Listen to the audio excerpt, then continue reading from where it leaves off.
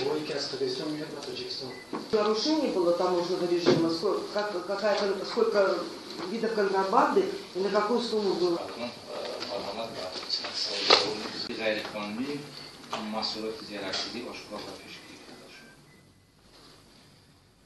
اینجوری در وقتی به عمل برآورده نماینده متناسب پیشکاری که تشکیل می‌کنه وقتی که автомашина ها پیش از آن که به تاجیکستان وارد کرده شد حداقل توسط 6 کشور دنیا عبور می‌کنه و در هر یک کشور دنیا 2 مرتبه از نظارت گمرکی گذرانده می‌شود و همه مقامات گمرکی این کشورها دستیابی به مرکز اطلاعاتی اینترپول را دارد و عجیبش این است که تو رسیدن مال در کشور تعینات توسط کشورهای ترانزیتی هنگام به رسمیت در روی گمرکی مال این مالها در رویخط مالهای دزدیده شده شامل نیستند. هنگام به رسمیت در روی گمرکی